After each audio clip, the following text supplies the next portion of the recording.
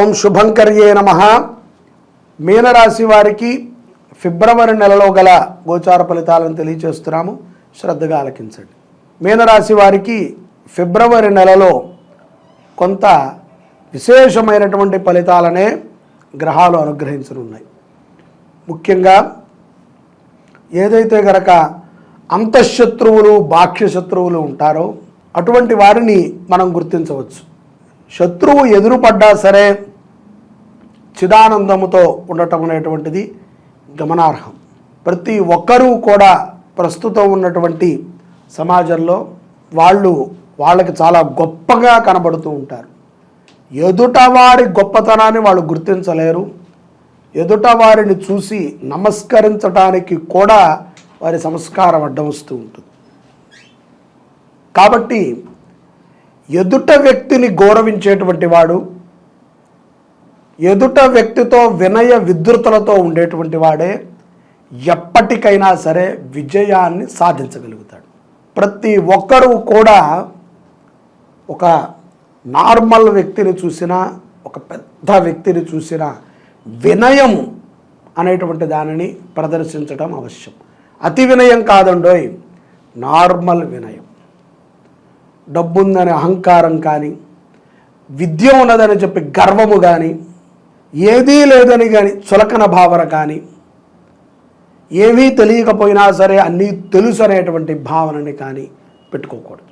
అటువంటి విషయంలో మీనరాశి వారు తస్మాత్ జాగ్రత్తగా ఉండాలి అని నేను చెప్తున్నా. ఎందుకంటే ఇటువంటి వారే మీకు ఈ మాసంలో ఎక్కువగా తాహసపడుతూ ఉంటారు. వారి ప్రభావం మీ మీద ఉంటుంది. శత్రు విజయాలని సాధించగలుగుతారు. ముఖ్యంగా ఆర్థికముగా నిలదొక్కునేటువంటి మాసం.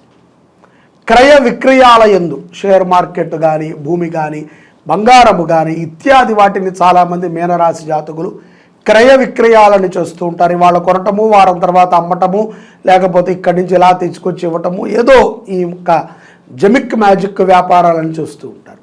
అటువంటి వారు చాలా జాగ్రత్తగా ఉండాలి. చాలా పెద్ద నష్టం మీకు పొంచి ఉంది. చాలా జాగ్రత్తగా ఉండాలి. మిమ్మల్ని ఇంతకాలం వాడుకున్నటువంటి వారు ఒక పూచిక పొలలాగా మిమ్మల్ని తీసి పక్కన పెడతారు. చాలా జాగ్రత్తగా ఉండాలి. పూర్వజన్మ పాపాలని కడుక్కునేటువంటి మాసము కూడా ఇదే. దాన ధర్మాలను చెయ్యండి, ఆధ్యాత్మికంగా ఉండండి, గురుసేవలని చెయ్యండి. ఎక్కడైనా మీ దగ్గరలో దేవాలయాలు ఉన్నా, గో సంరక్షణ సంబంధితమైనటువంటి వ్యవహారాలు ఉన్నా మీకు తోచిన విధంగా సహాయం చేయండి. దోచుకు వెళ్ళేది, దాచుకు వెళ్ళేది ఏమీ ఉండదు. ఎవ్వరూ కూడా ఈ కాలములో దేనికి దానం ఇవ్వట్లేదు. ప్రతిదానికి కూడా డబ్బు డబ్బు డబ్బు. పూర్వములో ఒక దేవాలయం ఉన్న దేవాలయానికి భూమి ఇవ్వటము, లేకపోతే బ్రాహ్మడు ఉంటే బ్రాహ్మణ భోజనానికి ఇవ్వటము, ఆశ్రమాలు ఉంటే ఆశ్రమాలకి ఇవ్వటం. ఇప్పుడు ఎవ్వరూ, అందరికీ పెద్ద పెద్ద వాళ్లే కావాలి తప్ప చిన్న చిన్న వాళ్ళు ఎవరైనా ఏదైనా ఒక మంచి పని చేస్తే వాళ్ళకి సహకరించడానికి కూడా ఎవరూ లేరు. మళ్ళీ మనమందరం చెప్తాము, హిందూ ధర్మము, సనాతన ధర్మము మేమే రక్షించాలి, మనమే కాపాడాలి అని. ఆ గొంతు పెద్దదైతేనే మనం కాపాడతాం. చిన్న గొంతుతో మన గొంతు కలవదు.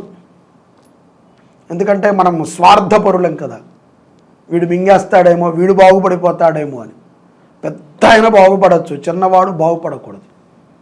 వద్దన్న ఆశ్రమాలకే ఇస్తూ ఉంటారు, ఎక్కువైపోయిన తిరుపతికే ఇస్తూ ఉంటారు. మన ఊళ్ళో ఉన్న దేవాలయాలకి ఎవరు ఇవ్వరు. మనకి తెలిసిన వ్యక్తి ఏదైనా ఒక గో సంరక్షణ చేస్తే కించిత్ జాగా మనం ఇవ్వం, ఆశ్రమాలకు ఇస్తాం. మా ఆయన ఇచ్చాడు, మా తాత ఇచ్చాడు, నేను ఇస్తున్నాను, 3 తరాల నుంచి స్వామీజీకి దోచిపెడుతున్నాం, ఆయన తిరుగుతున్నారు. ఇంకొక వ్యక్తి ఎవరిని మనం నమ్మలేకపోతున్నాం. మళ్ళీ మనమే చెప్తున్నాం హిందూ ధర్మం అని. కాబట్టి మంచిగా దానం చేయండి, ఉపయుక్తమైనటువంటి దానము చేయండి. నీ ఊళ్ళో నువ్వు చెయ్యి. ఆఖరికి ఆ తిరుపతి వెంకటేశ్వర స్వామి నుంచి వర్తమానం వస్తుంది నీకు, రావయ్యా నేను కూడా, నా పరివారం కూడా వస్తారు నీ దగ్గరికి. అందరం వెళ్ళి తిరుపతి, శ్రీశైలము, కాశీ, కుంభమేళ ఇవే మన గొడవలు. ఏది టాప్లో ఉంటే దాని దగ్గరికి వెళ్ళాలి. మనం టాప్కి వెళదామని ఎవరికీ ఉండదు. మన పురోహితుడిని, మన వ్యవస్థని, మన దేవాలయాలని, మన ఊళ్ళో ఉన్న వాటిని టాప్ చేయాలని ఉండదు. ఇస్తే మన పేరు ఉండాలి, ప్రఖ్యాతి ఉండాలి. అలాంటి ఆలోచనతో చేయకండి దానం. సద్భక్తితో చేయండి, విజయం సాధిస్తారు. నియమ నిష్టలతో ఈ యొక్క మాఘమాసములో మీనరాశి జాతకులు ఆవు నేతితో దీపారాధన చేయటం విశేషమైనటువంటి ప్రయోజనాలను ఇస్తుంది. ఉద్యోగస్తులకి, వ్యాపారస్తులకి, విదేశాల్లో స్థిరపడినటువంటి వాళ్ళకి.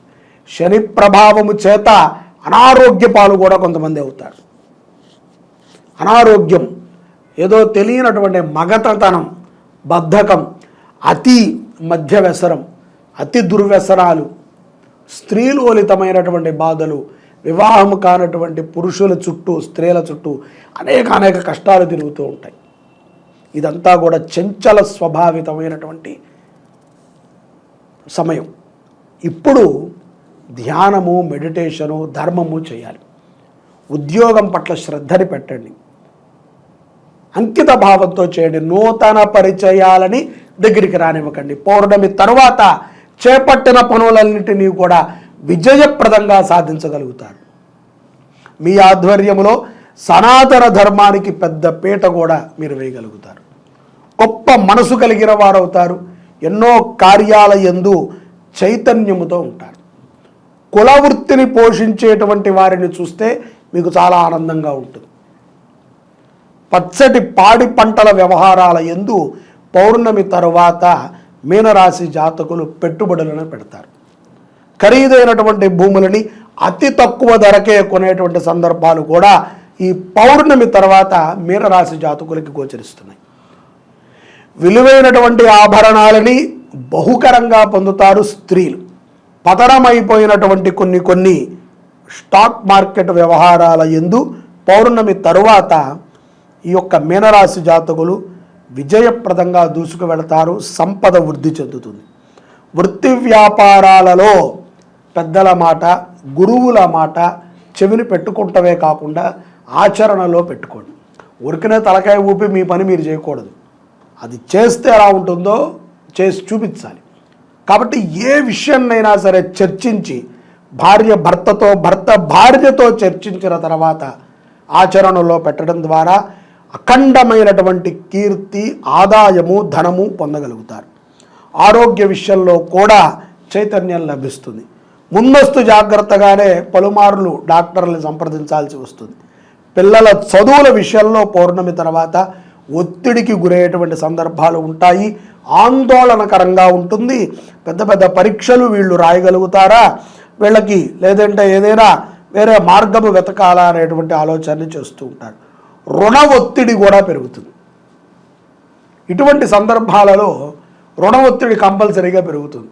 ఎందుకంటే కష్టాలు కొన్ని ఉంటాయి, లాభాలు కొన్ని ఉంటాయి, ఎదుటి వాడి మీద కొంత ఉంటాయి. ఆ రుణ ఒత్తిడి చేయకండి, రుణాన్ని చేయకండి, ఎక్కడా కూడా అప్పు చేయొద్దు. ఉన్నదాంతో సుఖంగా ఉండండి. పిల్లలు మంచిగా చదువుకుంటానికి శ్రీ శుభంకరి సేవా సమితి ఈ యొక్క జనవరి 30 నుంచి ఫిబ్రవరి 7వ తారీఖు దాకా రాజశ్యామల మహాయజ్ఞాన్ని చేస్తోంది. దాంట్లో మీ పేర్లు, మీ పిల్లల పేర్లు రాయించండి. చక్కగా వారు చదువుకున్నది గుర్తుండే విధంగా సంకల్పం చేస్తారు. అక్కడ హాయిగా ఆ సంకల్పం మేరకి మీ పిల్లలకు మంచి బుద్ధి జ్ఞానాలు కలుగుతాయి. సద్బుద్ధితో ఉంటారు. లేదు మేము అంత కట్టుకోలేమండి, నిరుపేదలం అనుకుంటే చక్కగా అష్టోత్తరాన్ని, రాజశ్యామల అష్టోత్తరం గూగుల్ కొడితే వస్తుంది. ఇప్పుడు మీరు ఇదిలా చూడగలుగుతున్నారో అదే చూడండి గూగుల్లో, రాజశ్యామల అష్టోత్తర శతనామావళి నామాలు వస్తాయి. పిల్లల చేత రోజు పలికించండి. 10 రోజులు ఒక గుప్పెడు పంచదారని రావి చెట్టు దగ్గర వేయించండి పిల్లల చేత. ఆవుకి ఒక 4 క్యారెట్లు తినిపించండి, దోసకాయ తినిపించండి, టొమాటో తినిపించండి మీకు కుదిరితే. అంతా కూడా మా దగ్గర డబ్బులు లేవంటే ఇది చూస్తున్నారు కాబట్టి అష్టోత్తరం చదివించండి. శ్యామల అష్టోత్తరం, రాజశ్యామల అష్టోత్తరం, విజయం పొందుతారు. అలాగే మీనరాశి జాతకులు ఈ యొక్క మార్గశీర్ష మాసములో సూర్యారాధన విశేషమైనటువంటి ఫలితం. రథసప్తమి రోజు కానీ ఆదివారము రోజు కానీ సూర్య హోమాన్ని చేయండి. ఆరోగ్యమే కాకుండా ఆస్తిని కూడా సంపాదించుకోవచ్చు. ఆధ్యాత్మికమైనటువంటి ఆస్తి, బుద్ధిపరమైనటువంటి ఆస్తి, సంపదపరమైనటువంటి ఆస్తి, మానసిక పరమైనటువంటి ఆస్తి, ఇవన్నీ కూడా ఆస్తులే. మనము సంపాదన అంటే ఒక డబ్బే అనుకుంటాం. మంచి ఆస్తి అంటే పిల్లలకి మంచి ప్రవర్తన, మంచి ఆస్తి అంటే చెడు వ్యసనాలు లేనటువంటి పిల్లలు. ఎవరికైనా సరే ఆయుర్దాయం తీరితే ఒకటే లెక్క, కానీ చెడు వ్యసనాలతో పోయాడు అనేటువంటి మాట ఉండదు. శని ప్రభావం నుంచి కూడా సూర్యారాధన నుంచి బయటపడవచ్చు. కోర్టు వ్యవహారాల యందు కూడా విజయం పొందుతారు. రాజకీయ నాయకులు తప్పనిసరిగా శ్యామలా యజ్ఞాన్ని చేయించుకుంటాం అవశ్యం. శక్తి ఉన్నటువంటి ప్రతి ఒక్కరూ ఆధ్యాత్మికమైనటువంటి చింతనతో దాన ధర్మాలు చేయండి. జై శుభంకరి, సర్వే జనాః సుఖినో భవంతు.